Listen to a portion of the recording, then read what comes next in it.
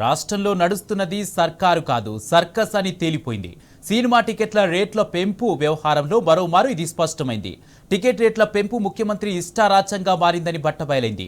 Pushpa 2 cinema తర్వాత అసలు ticket రేట్ల పెంపే ఉండదని సీఎం రేవంత్, సినిమాటోగ్రఫీ మంత్రి కోమటిరెడ్డి వెంకటరెడ్డి అసెంబ్లీలో గప్పాలు కొట్టారు. కానీ ఆ తర్వాత ఏ పెద్ద సినిమా రిలీజ్ అయినా టికెట్ రేట్ల వ్యవహారం గందరగోళంగానే మారింది. ఏకంగా హీరోల మధ్యనే చిచ్చు పెట్టేలా ఒకరికి పెంపు మరొకరికి మొండి చేయి అన్నట్టుగా రేవంత్ రెడ్డి వ్యవహరిస్తున్నాడు. తనను ఎవడూ ముఖ్యమంత్రిగా గుర్తుపట్టడం లేదని, తనను ఎవరైతే పర్సనల్గా కలుస్తున్నారో వారి సినిమాలకు కోర్టు తీర్పును ధిక్కరించి మరీ టికెట్ రేట్ల పెంపు కోసం ఉత్తర్వులు ఇస్తున్నాడు. ఏకంగా ఆ శాఖ మంత్రి కోమటిరెడ్డికి కనీసం సమాచారం లేకుండానే సీఎం పేషీలో నిర్ణయాలు జరిగిపోతున్నాయి. ఆ విషయాన్ని స్వయంగా కోమటిరెడ్డి బయటపెట్టి లబోదిబోమన్నాడు. నేనెవరిని పర్మిషన్ ఇవ్వలేదు, నాకు తెలియకుండానే జీవోలు వచ్చాయంటూ కోమటిరెడ్డి చేతులు దులుపుకున్నాడు.